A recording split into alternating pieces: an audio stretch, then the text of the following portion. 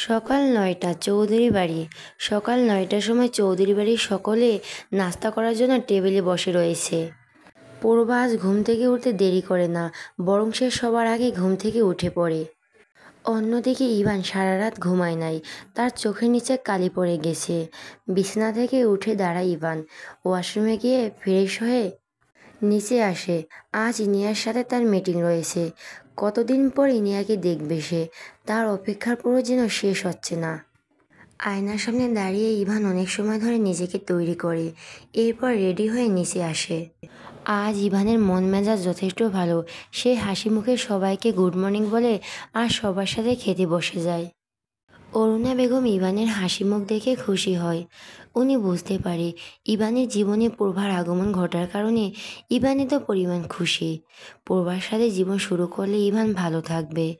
অতীতে যা হয়েছে সব ভুলে যাওয়াই উচিত। অরুণা বেগম সবাইকে খাবার দেয়। এরপরে চৌধুরী বাড়ির প্রত্যেক সদস্য সকালের নাস্তা খাওয়া শেষ করে অফিসের জন্য বের হয়ে যায় পূর্বা আর ইভান। পূর্বা আজ নিজের গাড়িতে যাবে। পূর্বা যখন তার গাড়িতে উঠতে যাবে তখন ইভান বলে, পূর্বা আপনি আমার গাড়িতে অফিসে যাবেন আজ। কয়েকটা বিষয় আপনার সাথে কথা বলা জরুরি আমার। ওকে। ইভানের কথা অনুসারে পূর্বা তার গাড়িতে উঠে পড়ে। গাড়িতে বসে তারা অফিসের ফাইল আর মিটিংয়ের বিষয়ে কথা বলছে। কাজের প্রয়োজনে ইভান আর পূর্বার মধ্যে এখন ভালো সম্পর্ক গড়ে উঠেছে। আর পূর্বা ইভানের পিএ, তাই ওর প্রতিটি বিষয়ে পূর্বার মতামতের দরকার হয়। অফিসে যাওয়ার সময় রেডি হয়ে নিচে নামে ইনায়া আর অরণ্য। সাইমার সাথে সকলে খাওয়া দাওয়া শেষ করে গাড়ি করে বেরিয়ে যায়। অরণ্য অফিসে যাওয়ার জন্য চৌধুরী কোম্পানি অতিক্রম করে যেতে হয়, যার জন্য অরণ্য ইনায়াকে লিফট দেয়। গাড়িতে যতক্ষণ সময় থেকেছে অরণ্য আর ইনায়া দুজনেই শান্ত ছিল। অরণ্য ইনায়াকে কোনো কথা জিজ্ঞেস করলে ইনায়া শুধু হুঁ আর না একরকমই করে জবাব দিয়েছে। প্রায় 30 মিনিট পর তারা চৌধুরী কোম্পানির সামনে এসে ইনিয়া নিজেকে রেডি করে গাড়ি থেকে নেমে যাওয়ার উদ্দেশ্য বলে, ওকে অরণ্য আমি যাই। গাড়ি থেকে নেমে যাওয়ার আগেই অরণ্য ওর হাত ধরে ফেলে। সামনে থাকা ড্রাইভারকে উদ্দেশ্য করে বলে, ড্রাইভার তুমি একটু বাইরে যাও। ড্রাইভার অরণ্যর কথা অনুসারে বাইরে চলে যায়। অরণ্য ইনিয়াকে ধরে নিজের কাছে নিয়ে আসে। অরণ্য যতটা কাছে নিয়ে আসা যায় ইনিয়াকে ঠিক ততটা কাছে সে নিয়ে আসে। ইনিয়া অরণ্যর এমন কাছে ভুরু কুঁচকে ওর দিকে তাকায়। অরণ্য হাসি মুখে বলে, বউ এত সময় ধরে আমার থেকে দূরে থাকবে তুমি? তোমাকে অনেক মিস করব, আমার অনেক কষ্ট হবে। অরণ্যর এমন কথা শুনে ইনিয়া বলে, তো এখন কি করব আমি? ইনিয়ার কতটা কর্কশ গলায় বলে। অরণ্য রোমান্টিক মুডের 12টা বাজাতে ইনিয়া এমন কথাই যথেষ্ট। আর তার বউ বড্ড আনরোমান্টিক। যখন একটু রোমান্স করার চিন্তা ভাবনা করে তখন তার বউ সবসময় দূরে সরিয়ে রাখে তাকে। বিয়ের এতদিন পর বউয়ের আদর ভালোবাসা পাওয়ার সৌভাগ্য অরণ্যর হয় নাই। অরণ্য বলে, তুমি একটা কাজ করতে পারো, 10-20টা চুমু খেতে পারো, আবার ছেলে গাড়িতে বাসরও করতে পারো। বলো এই দুটোর মধ্যে কোনটি তুমি করতে চাও বউ? অরণ্যর কথা শুনে ইনিয়ার বিরক্তি মাখা মুখ আরও বিরক্তিকর হয়ে যায়। এই লোকটার মাথায় যে কখন কি চলে কেউ জানে না। ইনায়া বলে, হঠাৎ করে আপনি এত রোমান্টিক কী করে হয়ে গেলেন অরণ্য? আর আমি আপনাকে কেন 10টা-20টা কিস করব? গাড়িতে বাঁশরি বা করবো কেন? কে হন আপনি আমার? ইনায়ার কথা শুনে অরণ্য ওর মাথায় হাত দেয় আর বলে, হায় রে, আমার বউয়ের কি স্মৃতিশক্তির লোপ পেয়ে গেল নাকি? তাহলে তো সর্বনাশ। বউ তুমি না আমাকে ভালোবাসো? লক্ষ্মী বউ আমার, তোমার স্বামীকে 4-5টা চুমু দাও বউ। অরণ্যর কথা শুনে ইনায়া বলে, অরণ্য আমি গেলাম, আপনি থাকেন। অসভ্য লোক, জঘন্য পুরুষ। ইনিয়া কথাটা বলে গাড়ি থেকে বের হয়ে যায়। অরণ্য শব্দ করে হাসে। ইনিয়ার মুড খারাপ ছিল, কিন্তু অরণ্যর কথা শুনে তার হাসি চলে আসে। তার মন ভালো হয়ে যায়। ড্রাইভার গাড়ির মধ্যে ঢুকে পড়ে। গাড়ি আবার চলতে থাকে। অরণ্যর ফোনে তখন একটা কল আসে, যা দেখে অরণ্য সিরিয়াস হয়ে যায়। আমার কাজ কত দূর হয়েছে? একজন লোক ফোনে রিসিভ হয় আর বলে, জি স্যার কাজ হয়ে গেছে। তুমি শুধু রূপনগর গ্রামেই ইনিয়ার যাওয়ার খবর ওনার কানে একবার পৌঁছে দাও, এরপর যা করার আমি করছি। চৌধুরী কোম্পানির ভেতরে ইনিয়া ঢুকে যায়। ইনিয়া নিজেকে শান্ত করে, যদিও অরণ্যর কথার কারণে ইনিয়ার হাসি পায়, তবুও সে ইভানের সাথে কথা বলবে, দেখা হবে, যার কারণে তার মন খারাপ হয়ে যায়। ইনিয়া নিজেকে শান্ত করে এরপর অফিসের ভেতরে চলে যায়। কোম্পানির ভেতরে যায় ইনায়া তার পিএকে আসতে বলে। তার সকল কাজ তার পিএ সামলায়। ইনায়া মিটিংয়ে কেবিনে ঢুকে যায়, যেখানে ইভান আর প্রভা উপস্থিত ছিল। ইভান ইনায়ার দিকে তাকায়। চৌধুরী কোম্পানির এমডি চেয়ারে বসে আছে ইভান। তার দৃষ্টি এখন সামনের দিকে রয়েছে, শুধু সামনে তাকিয়ে থাকা মানুষকে দেখে যাচ্ছে। এতদিন পর ইনিয়াকে দেখে ইভানের কষ্ট হচ্ছে না, আনন্দ হচ্ছে না। সে বুঝতে পারে না। ইনিয়া ও ইভানের দিকে অল্প সময় তাকিয়ে থাকে, এরপর চোখ বন্ধ করে দীর্ঘ নিঃশ্বাস ফেলে। যার সাথে তার এখন কোনো সম্পর্ক নাই, তার জন্য মনে মায়া বাড়িয়ে লাভ নাই। ইনিয়া শান্ত হয়ে এগিয়ে যায় ইভানের কাছে। ইভান চেয়ার ছেড়ে উঠে দাঁড়ায়। ইনিয়া তার দিকে হাত বাড়িয়ে দেয়, এরপর শান্ত গলায় বলে, হ্যালো মিস্টার ইভান চৌধুরী, আমি ইনায়া। ইনিয়ার কথা শুনে ইভান মৃদু হাসে। ইভান বলে, হ্যালো, আমি ইভান চৌধুরী, চৌধুরী গ্রুপের এমডি। আপনার সাথে অনেক দিন পর দেখা হলো, ভালো লাগছে। ইভানের কথা কেমন জানি অদ্ভুত শোনালো ইনিয়ার কাছে। বিয়ের আগে তার সাথে এত শান্ত, ভদ্র আর বিনয়ের সাথে কখনো কথা বলে না ইভান। ইভান চোখ মুখ আর চেহারা যেন সেই রাগী আর রকচটা ভাব নেই। মনে হয় কত রাগ সেই নির্ঘুম রাতে কাটিয়ে দিয়েছে, তার কোনো হিসাব নাই। ইনিয়ার মায়া হয় ইভানের প্রতি, তবে বৃথা মায়া বা কথা বলে সময় নষ্ট করতে চায় নাই। ইনিয়া হাসি মুখে বলে, চলুন মিটিং শুরু করা যাক। মিটিং শুরু হয়ে যায়। চৌধুরী গ্রুপের অনেক মেম্বার সেখানে উপস্থিত হয়, যার মধ্যে পূর্বাও রয়েছে। পূর্বা ইভানের পিএ, তার সাথে সবসময় থাকবে। পূর্বা কোম্পানির ফাইল বের করে কথা বলা শুরু করে দেয়। ইনিয়া সম্পূর্ণ মনোযোগ দিয়ে শুনে যাচ্ছে। যদিও ইভান মিটিংয়ে পূর্ণ মনোযোগ রাখতে পারে না, কারণ তার চোখ হাজারবার শুধু ইনিয়ার দিকে চলে যাচ্ছে। ইদানিং বড্ড অতিরিক্ত ইনিয়াকে মিস করে যাচ্ছে সে। ইনিয়া নিজের কাজের মধ্যে তার ব্যক্তিগত বিষয় নিয়ে আসে না, আর তার এখন আগের মতো ইভানের দেখার ইচ্ছে করে না। মনের ভিতরে ইভানের জন্য ভালোবাসা বা মায়া হয়েছে, তবে সেটা তার হৃদয়ের এক কোণে, আর সমগ্র হৃদয় জুড়ে শুধু অরণ্যের অবস্থান। নিজের অতীত প্রতিটি নারী ভুলে যেতে চায়, কিন্তু তা হয়তো সম্ভব হয় না। তবে বর্তমান জীবনের স্বামী সংসার সব মিলিয়ে হয়তো তার মনে প্রিয় মানুষটার থাকা স্মৃতির উপর ধুলো পড়ে যায়। মাঝে মধ্যে রাতের আঁধারে তা মনে পড়ে, আবার সকাল হলে দৈনন্দিন জীবনের সকল মায়া তা ভুলে যায়। হয়তো ইনিয়ার সাথে তাই হয়েছে।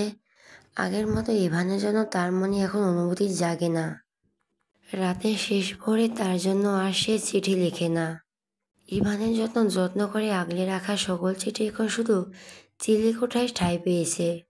মিটিংয়ের মধ্যে হঠাৎ করে ইনিয়ার চোখ যায় ইভানের দিকে। দেখে ইভান এক দৃষ্টিতে তার দিকে তাকিয়ে রয়েছে। ইনিয়া নিজের চোখ সরিয়ে নেয়। সে আর মিথ্যে মায়া বা ভালোবাসায় নিজেকে জড়াতে চায় না। ইনিয়ার কাজের উপর মনোযোগ দেয়। প্রভা তার কথার মধ্যে ইভানকে দেখে। ইভানের দৃষ্টি অনুসরণ করে তাকিয়ে দেখে সে ইনিয়ার দিকে তাকিয়ে রয়েছে। প্রভার বুকটা কেমন জানি মোচড় দিয়ে ওঠে। তার মনে একটা কথা হাজারবার, সহস্রবার শোনা যাচ্ছে, ইভান কি তবে ইনিয়াকে ভালোবাসে? প্রায় 1 ঘন্টা পর মিটিং শেষ হয়। ইনিয়া আর ইভানের মধ্যে চুক্তি হয় কোম্পানি ব্যান্ডের হচ্ছে কাজ করবে। মিটিং শেষ করে সকলের অফিস রুমে থেকে বের হয়ে যায়। শুধু ইনায়া, ইভান, পূর্বা সেখানে উপস্থিত রয়েছে। পূর্বা প্রথমে আজ ইনায়াকে দেখছে। আরুণা বেগমের মুখে আগে ইনায়ার কথা অনেক শুনেছে, কিন্তু কখনো দেখা হয় নাই।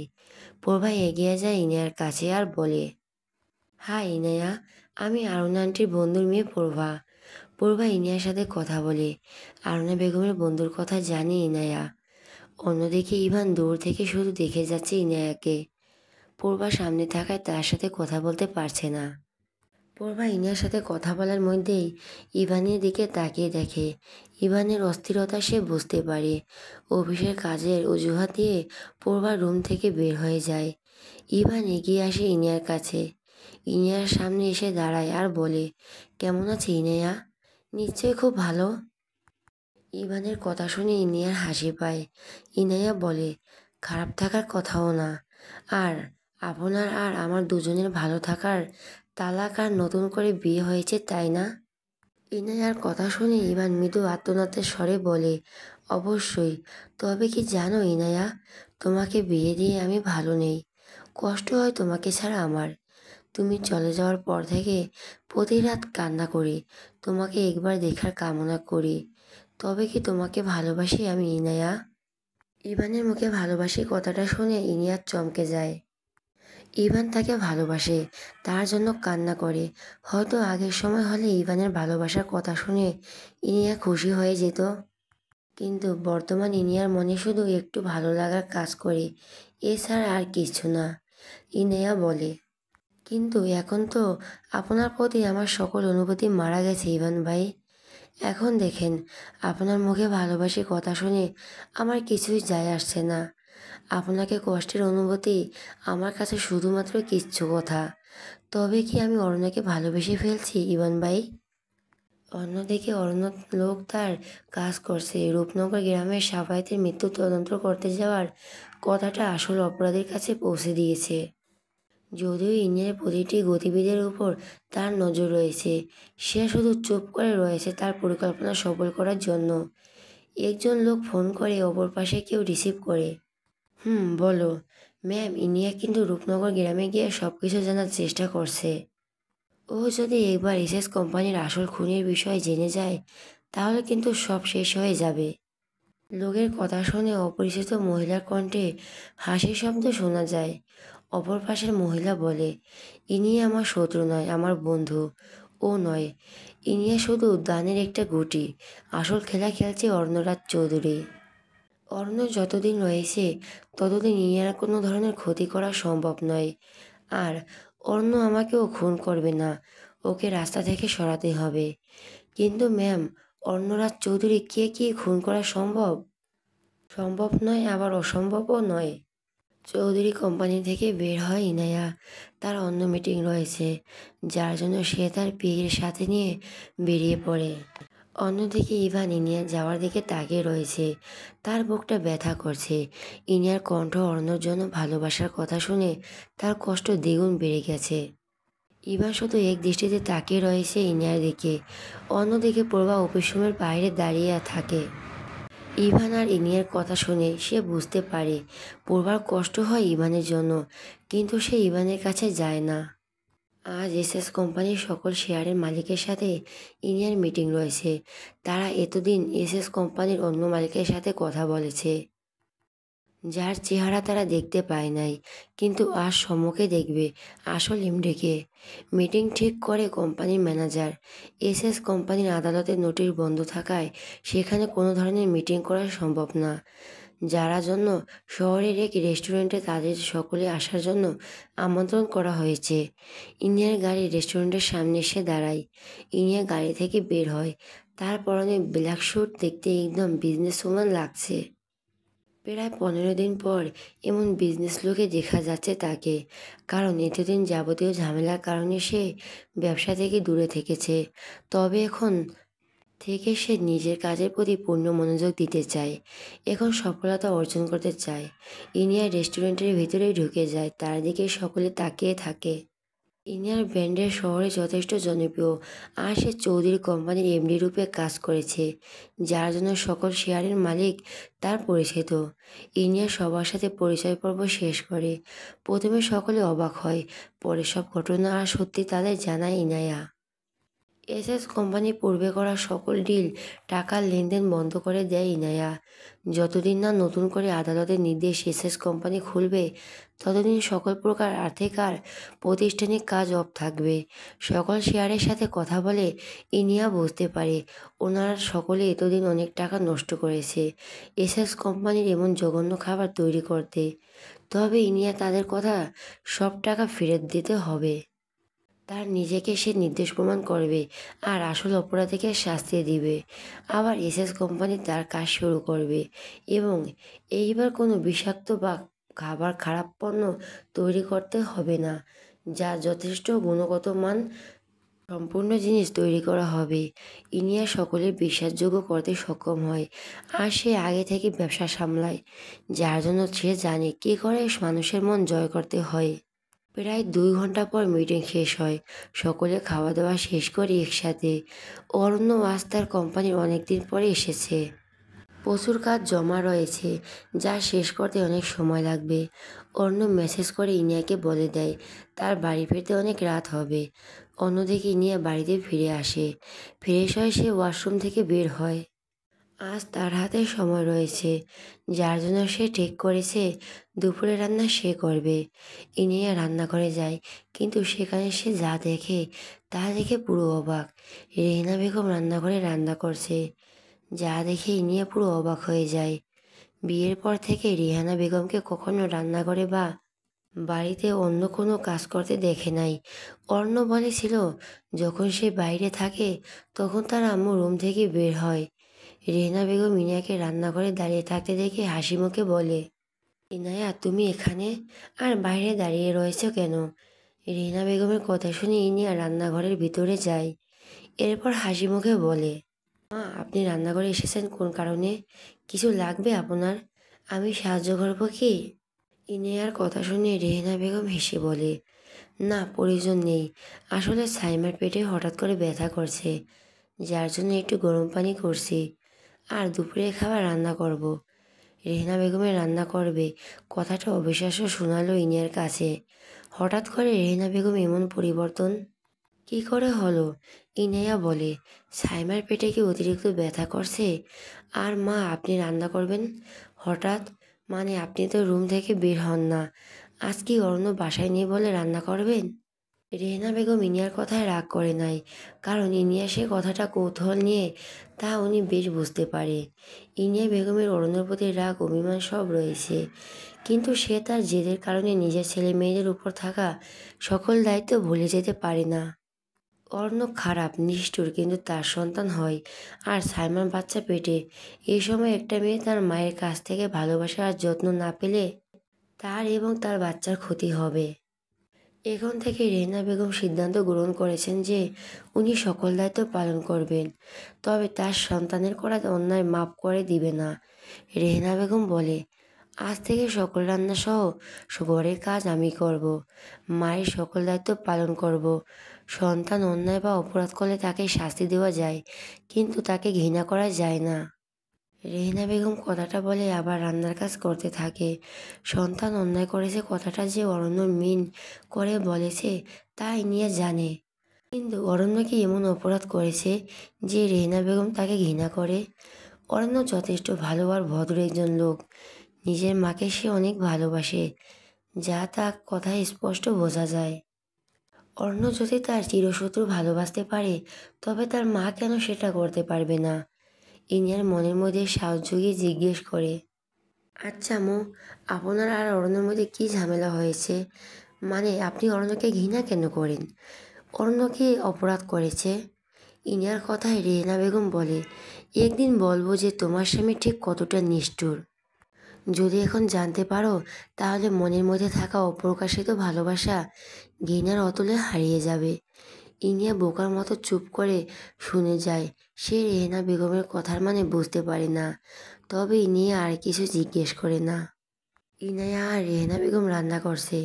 ইনিয়া আগে থেকে রান্না পারে, যার জন্য তাকে কিছু শিখিয়ে দিতে হয় নাই।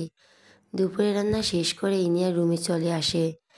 এসির ঠান্ডা শরীর শীতল করার চেষ্টা করে। রুমটা বড্ড ফাঁকা ফাঁকা লাগছে। এই বাড়িতে মানুষ অনেক কম, শুধু গোনা কয়েকজন। আর বিয়ের পর থেকে প্রতিটি সময় অরণ্য ইনিয়ার সাথেই থেকেছে, যার জন্য এখন ইনিয়ার ভীষণ একা লাগে। অরণ্যকে ছাড়া সে গভীরভাবে একাকিত্ব অনুভব করে। রুমে অরণ্যর কণ্ঠ না শুনলে তার ভালো লাগে না। বেডের মধ্যে থাকা ফোন ইনিয়া হাতে নেয়। এরপর অরণ্যকে ফোন করে। অরণ্য অফিসের ফাইল চেক করছে। হঠাৎ করে তার ফোন বেজে ওঠে। অরণ্য ফোনের স্ক্রিনে তাকিয়ে দেখে ইনিয়া কল করেছে। অরণ্য প্রথমে অবাক হয়, এই প্রথমবার ইনিয়া তাকে ফোন করেছে। অরণ্য বলে, মিসেস ইনিয়া রাজ চৌধুরী, নিজের স্বামীকে কি অনেক মিস করছিলেন আপনি? যদি সকালে গাড়ির মধ্যে আমার কথা অনুসরণ করে 4-5টা চুমো দিতেন, তাহলে তো কষ্ট ফিল হতো না। অরণ্যের কথা শুনে ইনিয়ার মুখে ততক্ষণ চিন্তার ছাপ দূর হয়ে যায়, রাগ প্রকাশ পায়। এই লোক তার অনুভূতি কখনো বোঝার চেষ্টা করে না, সবসময় তাকে নিয়ে মজা করে থাকে। ইনায়া বলে, অরণ্য আপনি না সত্যি নির্লজ্জ হয়ে যাচ্ছেন। আর আমি আপনাকে কেন মিস করব? ওহ রিয়ালি, মিস করছেন না আমাকে? তাহলে কেন ফোন করছেন? সত্যি করে বলুন ইনেয়া, জামাই ছাড়া থাকতে পারছেন না। ইনেয়া অরণ্যকে মিস করছে, কিন্তু সে তা প্রকাশ করে না। ইনায়া বলে, আপনি কখন বাড়িতে ফিরবেন তা জানতে ফোন করেছি। বলছি অফিসে কি অনেক কাজ জমা হয়েছে? রাতে বাড়িতে ফিরতে কি অনেক লেট হবে? দুপুরে খাবার কি খেয়েছেন? ইনিয়ার কথা শুনে অরণ্য হাসে। ইনিয়াস যে ধীরে ধীরে অরণ্যর প্রতি দুর্বল হয়ে যাচ্ছে সে বেশ বুঝতে পারে। ইনিয়া এখন অরণ্যকে নিয়ে চিন্তা করে, তার ভালো মন্দ সকল বিষয়ে খেয়াল রাখে যা অরণ্যর পছন্দ। অরণ্য বলে, ইনায়া আপনাকে না বউ বউ লাগছে আজ। আর দুপুরে খাবার খাবো, মাত্র 2টা বাজে। ইনিয়া বলে, রাতে বাড়িতে ফিরবেন কখন? অপেক্ষা করব। ইনিয়ার কথা শুনে অরণ্য হাসি মুখে বিষণ্ণতায় ছেয়ে যায়। অরণ্য আকাশের দিকে তাকিয়ে অল্প হেসে জবাব দেয়, ফিরবো, তবে মানুষ হয়ে না, বরং লাশ হয়ে। তখন অপেক্ষা না, বরং হাহাকার করবেন আমার জন্য। অরণ্যের প্রতিটি কথা ইনিয়ার মনে ভয়ে সৃষ্টি হয়। অরণ্যর কথার মধ্যে রহস্য লুকিয়ে রয়েছে। অরণ্য মানুষটা যতটা শান্ত, তার বলা প্রতিটি কথা ঠিক ততটাই অশান্ত। ইনিয়ার মনে ভয় জাগে অরণ্যকে হারানোর। জীবনে চলার পথে সে অনেক প্রিয় মানুষকে হারিয়ে ফেলছে, কিন্তু তার জীবনে আগমন্ত বা নতুন বসন্তের মতো আগমন হয়েছে অরণ্য নামের মানুষটার, যার আগমন যদিও হঠাৎ, কিন্তু সে চায় যেন মানুষের 1000 বছর স্থায়ী থাকে তার জীবনে। ফোনের অপর পাশে অরণ্য শান্ত, যেন কোনো নির্ভরতা অন্ধকার হয়ে ছেয়ে যাচ্ছে তাদের জীবনে। ইন্ডিয়া কাঁপা কাঁপা কণ্ঠে বলে, অরণ্য আমাকে ছেড়ে যাবেন না কখনো আপনি। কথা দেন, যাই হয়ে যাক এই ইনিয়ার থেকে দূরে চলে যাবেন না আপনি। ইনিয়ার ভীতু আর কাঁপা কাঁপা কণ্ঠ শুনে অরণ্য বুঝতে পারে ইনিয়া ভয় পাচ্ছে, হয়তো তাকে হারানোর ভয়। মানুষ মূলত অভ্যাসের দাস, যার সাথে অল্প সময় থাকে তার মায়ায় পড়ে যায়। মনের মধ্যে তার প্রতি ভালোবাসার জন্ম না দিলেও তার মায়ায় সে জড়িয়ে যায়। অরণ্য দীর্ঘশ্বাস ফেলে বলে, যদি দূরে চলে যায়, আপনার থেকে হারিয়ে যায় কোনো অজানা গন্তব্যে, তবে কি আমার জন্য আপনি কান্না করবেন ইনায়া? বলুন না ইন্ডিয়া, কষ্ট হবে আপনার আমার জন্য? অরণ্যর কথা ইনিয়ার মনের ভেতরের মাত্রা দ্বিগুণ বাড়িয়ে দেয়। অরণ্য এমন করে কথা কখনো বলেন নাই। আজ অরণ্য প্রতিটি কথা ইনিয়ার কষ্ট হচ্ছে। অরণ্যকে হারিয়ে ফেলবে, সে বাঁচবে কী করে? অরণ্য তার সমগ্র অস্বস্তি মিশে রয়েছে, যাকে ছাড়া এক মুহূর্তে থাকা তার দ্বারা অসম্ভব। ইনায়া বলে, অরণ্য আপনি কোথাও যাবেন না। বিয়ে করছেন আমাকে, বউ হই আমি আপনার। যদি ছেড়ে চলে যাবেন, তাহলে কবুল বলে বিয়ে কেন করেছিলেন, কেন? ইনিয়ার কথা শুনে অরণ্য হাসে, তবে বর্তমান পরিস্থিতির কথা অনুমান করে তার হাসি মিলিয়ে যায়। অরণ্য বলে, বউ, আপনি আমার। যদি পুনর্জন্ম বলে পৃথিবীতে কোনো শব্দ থাকে, তাহলে 1000 জন্মে আমি শুধু আপনাকেই চাইব আমার জীবনে। তবে এই জন্মের জন্য আমাকে বিদায় নিতে হবে আপনার জীবন থেকে। অরণ্যর কথা সম্পূর্ণ শেষ হবার আগেই ইনিয়া বলে ওঠে, অরণ্য আপনাকে ছাড়া আমি বাঁচব না, এই ইন্ডিয়া মারা যাবে আপনাকে ছাড়া। অরণ্য মৃদু স্বরে জিজ্ঞেস করে, ভালোবাসেন আমাকে ইনেয়া? অরণ্য ছোট কথায় উত্তর, ইনেয়া জানা নেই। অরণ্যর প্রতি তার মায়া রয়েছে, অরণ্য তার সমস্ত অস্বস্তি জুড়ে মিশে রয়েছে। এইটাই কি ভালোবাসা বলে? তবে কি ইনিয়া অরণ্যকে ভালোবাসে? কিন্তু ইভানের জন্য তার হৃদয়ের এক কোণে ভালোবাসা রয়েছে, যা মিথ্যে হয়ে যাবে না। ইনিয়াকে নিশ্চুপ থাকতে দেখে অরণ্য বলে, ওকে ইনায়া, আমার অফিসে মিটিং রয়েছে, বাই। অরণ্য কথাটা বলে ফোন রেখে দেয়। ইনিয়া যখন অরণ্যের ফোন রাখার কথা শুনে কিছু বলতে যাবে, এর আগে অরণ্য কল কেটে দেয়। ইনিয়া আবার ফোন দেয় অরণ্যকে, কিন্তু অরণ্য ফোন রিসিভ করে না। অফিসের মিটিং সে জয়েন করে। অন্যদিকে ইনিয়ার মনে আর মাথায় অরণ্যর কথা বলা কথাটা ঘুরতে থাকে। দুপুর প্রায় 2টা বাজে। রান্নাঘর থেকে এসেছে ইনায়া, কিন্তু গোসল করা হয় নাই। ইনিয়া বিছানা থেকে উঠে গোসল করে, এরপর ফ্রেশ হয়ে নিচে আসে। সাইমা আর রেহানা বেগম খাবার টেবিলে অপেক্ষা করছে তার জন্য। রেহানা বেগম আজ প্রথম টেবিলে খাবার খেতে এসেছে। ইনিয়া খাবার টেবিলে যায়, সাইমার সাথে অল্প সময় কথা বলে, এরপর সকলে খাওয়া দাওয়া শুরু করে। খাবার খাওয়ার মধ্যে সাইমা বলে, ভাবি, অর্ণ ভাইয়া কি দুপুরে খাবার খেয়েছে? ভাইয়া কখন আসবে অফিস থেকে? অরণ্য অনেক দিন পর অফিসে গিয়েছে, যার জন্য অনেক কাজ জমা রয়েছে। সব কাজ শেষ করতে প্রায় অনেক রাত হয়ে যাবে। আর দুপুরে একটা মিটিং রয়েছে, যা শেষ করে খাবার খাবে। ওকে। সকলে দুপুরে খাবার খাওয়া শেষ করে রুমে চলে যায়। রেহেনা বেগম এখন তার মেয়ের অনেক খেয়াল রাখে। ইনিয়ার সাথে সাইমার অনেক অল্প কথা হতো, কিন্তু এখন সাইমার সাথে সে সময়টা প্রতিটি বিষয়ে খেয়াল রাখার চেষ্টা করে। রুমে গিয়ে ইনিয়া বিছানায় শুয়ে পড়ে। প্রায় রাত 7টার সময় তার ঘুম ভাঙে। অন্যদিকে ইভান আর প্রভা মিটিং শেষ করে অফিসের সকল কাজ করে বাড়িতে ফিরে। তারা এক গাড়িতে করে চৌধুরীর বাড়িতে পৌঁছায়, কিন্তু ইভান সবসময় চুপচাপ থাকে। পূর্বা ইভানের মন খারাপ করে থাকার কারণ জানে, যার জন্য তাকে বিরক্ত করে নাই। ইনিয়ার সাথে ইভানের যে সম্পর্ক রয়েছে তা পূর্বা অজানা। চৌধুরী বাড়িতে ফিরে ইভান রুমে চলে যায়। রাতের খাবার খাবে না আজ সে, তাকে বিরক্ত করতে নিষেধ করে দিয়েছে। রাত প্রায় 7টা। ইনিয়া ঘুম থেকে উঠে ওয়াশরুমে যায় ফ্রেশ হতে। ওয়াশরুম থেকে বের হয়ে আসে। ইনিয়ার মন যেন কেমন করছে। অর্ণকে তো কল দিয়েছে, কিন্তু অর্ণ রিসিভ করে নাই। আর দুপুরে অর্ণর বলা কথা সব ইনিয়ার মাথায় ঘুরপাক খাচ্ছে। ইনিয়ার ফোন হাতে নেয় অর্ণকে কল দেওয়ার উদ্দেশ্যে। অন্যদিকে অর্ণ গাড়ি ড্রাইভ করছে। আজ ড্রাইভারকে সাথে নিয়ে আসে নাই। অফিসের সকল মিটিং বাদ দিয়ে দিয়েছে। কেন জানি আজ ইনিয়ার কথা বড্ড মনে পড়ছে। তার মায়ের মুখ দেখতে ইচ্ছে করছে, ছোট বোনের সাথে কথা বলতে ইচ্ছে করছে। অন্য জানি তার সাথে এখন কি হতে চলছে, তবুও তার প্রাণ বাঁচানোর বিন্দুমাত্র চেষ্টা বা ইচ্ছে নাই। কারণ সে জানে একমাত্র তার মৃত্যুর মাধ্যমেই সব সমস্যার সমাধান হবে। তবে শেষবারের মতো ইনিয়ার সাথে কথা বলার জন্য অরণ্য ফোন দিব। এর আগে ইনিয়া তাকে অরণ্য ফোন রিসিভ করে বলে, ইনায়া। অরণ্যর কণ্ঠ শুনে ইনিয়া তাড়াহুড়া করে বলে, অরণ্য, আপনি কোথায়? বাড়ি ফিরবেন কখন? ইনিয়ার কথা শুনে অরণ্য জবাব দেয়, ইনায়া, আপনাকে একটা গুরুত্বপূর্ণ কথা বলার ছিল আমার। কি? আমি আপনাকে ভালোবাসি ইনায়া, অনেক বেশি ভালোবাসি। যদি আমি আজ অ্যাক্সিডেন্টে মারা যাই, তবে আপনি ইভানকে বিয়ে করে নেবেন। কিন্তু আমি আপনাকে অন্য কারোর সাথে কি করে দেখবো ইনায়া? আমি মারা গেলেও কষ্ট হবে আমার। ইনায়া, সারা জীবন কি আমার হয়ে থাকবেন? অরণ্যের কথা মানে ইনায়া বুঝতে পারে না। ইনায়া বলে, কি বলছেন আপনি অরণ্য? আর অ্যাক্সিডেন্ট মানে? ইনিয়ার কথা শুনে অরণ্য হাসে। হয়তো এইটাই তার শেষ হাসি। ইনিয়া অরণ্যকে ভিডিও কল দেয়। অরণ্য রিসিভ করে। অরণ্য ইনিয়ার দিকে অল্প সময় তাকিয়ে থাকে। জীবনে এই মেয়ের প্রতি তার ঘৃণা স্বরে কখনো ভালোবাসা জন্মেছে তা তার জানা নাই। বিয়ের পর যখন কবুল বলেছে, তখন থেকে বউ নামক শব্দটার সাথে জড়িয়ে গিয়েছে। সময়ের সাথে ইনিয়াকে ভালোবেসে ফেলছে। তবে কষ্ট হচ্ছে আজ ইনিয়ার জন্য। অর্ণর জন্য তার জীবন নষ্ট হয়ে গেছে। অর্ণ আবার বলে, ভালোবাসি ইনায়া, ভালোবাসি।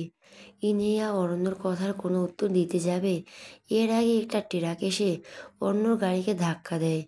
অরণ্যর মনে হয় জানতো এমন হবে। ট্রাকে ধাক্কায় গাড়ি উল্টো যায় প্রায়। অরণ্য বলে, আমার মা আর বোনের খেয়াল রাখবেন। এ জন্মে আপনার সাথে সংসার করা হলো না, তবে শুধু একটা আফসোস রয়ে গেল, ভালোবাসি কথাটা আপনার মুখ থেকে শোনা হলো না। অর্ণর কথা বলার মধ্যে গাড়ি ভেঙে তছনছ হয়ে যায়। ফোনের ডিসপ্লে ফেটে যায়, যার জন্য ইন্ডিয়া অর্ণকে দেখতে পায় না।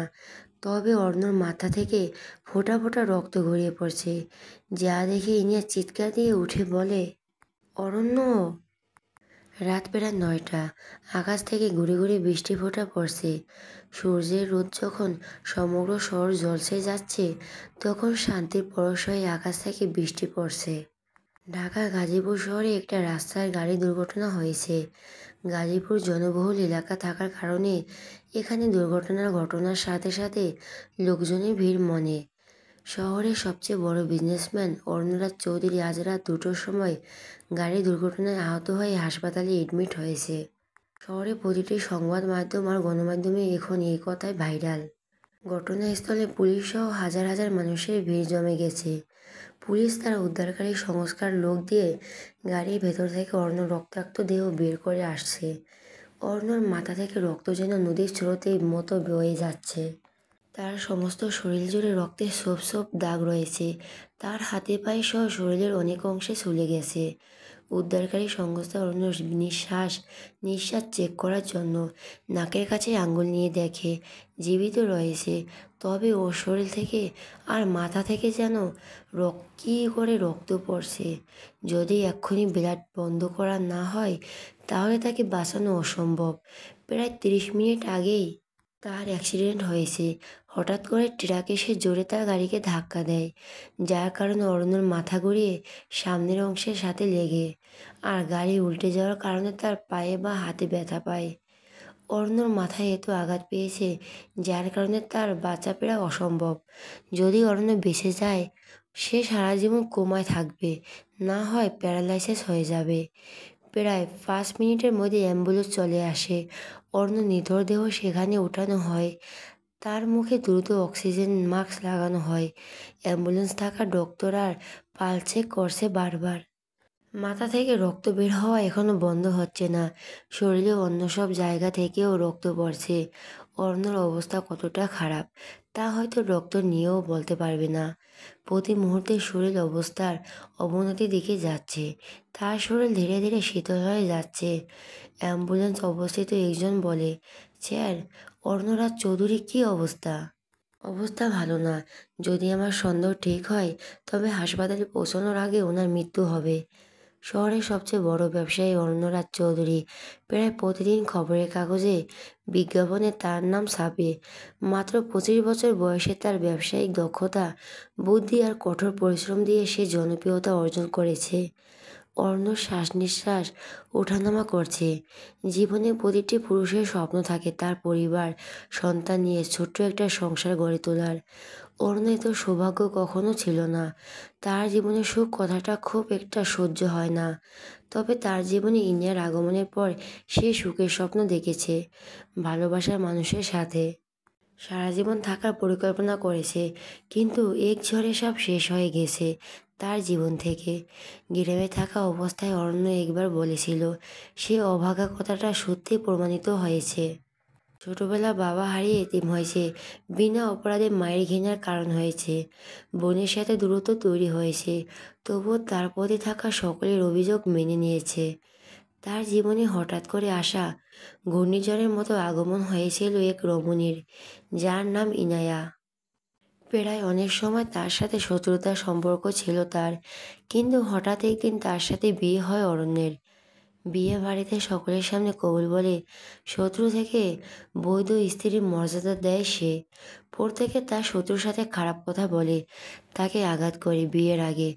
অর্ণর পরিকল্পনা ছিল এমন কিছু করার, কিন্তু বিয়ের দিন যখন প্রথমবার লাল শাড়ি পরা বধূ বেশে রূপবতী কন্যাকে দেখেছে, তার মুখ থেকে 3বার কবুলের মতো পবিত্র শব্দ শুনেছে। যখন তার হাত ধরে গাড়ি থেকে নামিয়ে তার বাড়িতে প্রবেশ করেছে, তখন শত্রুর প্রতি থাকা সমস্ত ঘৃণা তার মন থেকে মুছে গেছে। শুধু সামনে হাত ধরে থাকা মানুষটাকে বউ মনে হয়েছে, যার কান্না করা অশ্রুঝরা দুই আঁখি, তার পরনে বেনারসে আর তার নিষ্পাপ মুখ সবসময় অরুণের মনে মুগ্ধতা তৈরি করেছে। প্রথমবার কোনো নারীর চোখ তাকে আকর্ষিত করেছে, তার মধ্যে বিলীন হয়ে গেছে অরণ্য। আগের কি নির্মম পরিহাস! শুধু জীবনে এইটুকু সুখের কামনা করেছে সে, তাও পূর্ণ হলো না। নিজের প্রিয় শত্রুর সাথে ঘর বাঁধা হলো না। তার মুখ থেকে একবার ভালোবাসার শব্দ শোনার ইচ্ছে পূর্ণ হলো না। রাতের আকাশে নিজের প্রিয়তমার বুকে জড়িয়ে ধরে ঘুমানোর থাকার সৌভাগ্য আর বুঝি এ জন্মে তার হলো না। অর্ণর শ্বাস নিঃশ্বাস দ্রুত হয়ে যাচ্ছে। সে দ্রুত গতিতে নিঃশ্বাস নেওয়ার কারণে তার বুক ওঠানামা করছে। অ্যাম্বুলেন্স থাকা ডক্টর অরণ্যর হাতের পাল চেক করে সামান্য ভয় পেয়ে তার পাশে থাকা লোককে বলে, অরণ্য চৌধুরী বাড়িতে আরুনা বেগম আর মিলন সাহেব খাওয়া দাওয়া শেষ করেছে মাত্র। প্রায় 9টা বেজে 30 মিনিট। মিলন সাহেব খাবার খাওয়া শেষ করে সোফার দিকে বসলেন। আজ রাত 2:30টায় খবর শোনা হয় নাই, তবে 9:30টার সময় আর কি খবর শুনবে। তবুও উনি টিভি অন করলেন, খবরের চ্যানেলে গেলেন, খবর শুনবে বলে। অন্যদিকে আরুনা বেগম টেবিল থেকে সকলের এঁটো খাবার রান্নাঘরে রাখছেন। আরুনা বেগম যখন খাবারের প্লেট হাতে নিলেন, তখন মিলন সাহেব মাত্র খবরের চ্যানেলে লেগেছে। খবরের চ্যানেলে যাওয়ার সময় সাথে একজন বলে ওঠে, ব্রেকিং নিউজ, আজ রাত 9টার সময় গাজীপুর শহরে গাড়ি দুর্ঘটনায় আহত হয়েছেন শহরের সবচেয়ে বড় ব্যবসায়ী অরণ্যরাজ চৌধুরী। পুলিশ গাড়ির ভিতর থেকে তার দেহ বের করেছে। তবে পুলিশের কথা অনুসারে বর্তমান অরণ্যরাজ চৌধুরীর অবস্থা খুব খারাপ। দুর্ঘটনার ওনার মাথা থেকে প্রচুর রক্তপাত হয়েছে। টিভিতে থাকা লোকের মুখে অরণ্যরাজ চৌধুরীর নাম শুনে আরুনা বেগমের হাত থেকে খাবারের থালা পড়ে যায়। মিলন সাহেব সোফা থেকে উঠে বসে পড়ে। আরুনা বেগম টিভির দিকে তাকিয়ে দেখে সেখানে অরণ্যরাজ চৌধুরীর নামটা জ্বলজ্বল করছে এবং অরণ্যর ছবি রয়েছে। আরুনা বেগম পাশে থাকা চেয়ার শক্ত করে ধরে বলে, মিলন, অরণ্য। মিলন চৌধুরী নিজের কানকে বিশ্বাস করতে পারছে না। এমন হঠাৎ করে অরণ্যর অ্যাক্সিডেন্ট হয়ে যাওয়ার কথা শুনে উনি সম্পূর্ণ শকড। নাতাশা সিঁড়ির মধ্যে দাঁড়িয়ে সব শুনছেন। সে তাড়াহুড়া করে ইভানের রুমের দিকে ছুটে যায়। রুমের মধ্যে অন্ধকার করে বসে আছে ইভান। হঠাৎ দরজার মধ্যে কারো শব্দ শুনে ইভান বিছানা ছেড়ে উঠে দাঁড়ায়। বাহির থেকে নাতাশার কণ্ঠ শোনা যাচ্ছে। ইভান বিরক্তি নিয়ে দরজা খোলে। সে নাতাশাকে কিছু বলতে যাবে, তার আগে নাতাশা হাঁপাতে থাকে, বলতে থাকে, ইভান ভাইয়া, অর্ণ ভাই অ্যাক্সিডেন্ট করেছে। ওনার অবস্থা খুব একটা ভালো না, বাঁচবে কি সন্দেহ রয়েছে। হঠাৎ করে নাতাশার কথা শুনে ইভান অবাক হয়ে যায়। এরপর যখন বুঝতে পারে অর্ণ অ্যাক্সিডেন্ট করেছে, তখন সে বলে ওঠে, হোয়াট? ইভান নাতাশার সাথে তাড়াতাড়ি করে রুম থেকে বের হয়ে যায়। অর্ণর সাথে তার শত্রুতা রয়েছে, কারণ সে ইনিয়ার স্বামী। কিন্তু অরণ্যর সাথে রক্তের সম্পর্ক রয়েছে ইভানের। তার ছোট চাচার ছেলে অরণ্য, তার ছোট ভাই। আরুনা বেগম আর মিলন সাহেবের সময় নষ্ট না করে গাড়ি করে বেরিয়ে পড়ে। খবরে বলা হয়েছে অরণ্যকে সিসি হসপিটালে উদ্দেশ্য নিয়ে যাওয়া হয়েছে। হাসপাতালের রুটে থেকে এক গাড়ি চলছে, যার মধ্যে এক নারী কান্না করে যাচ্ছে। অন্যজনের হাত পা অনবরত কাঁপছে। সে আর কেউ না, ইনায়া। তার গলা শুকিয়ে আসছে, বুকের ভেতর ভয় জমা হয়েছে। গাড়ি দ্রুত গতিতে ছুটে যাচ্ছে। পাশের সিটে রেহনা বেগম কান্না করছে। মা তার সন্তানের প্রতি যত রাগ করে থাকুক, তার সাথে কথা বলা বন্ধ করে দেখ, তবুও সে সন্তান। ইনিয়া যখন অরণ্যর বলে চিৎকার দেয়, তখন রেহনা বেগম ছুটে যায় তার রুমে।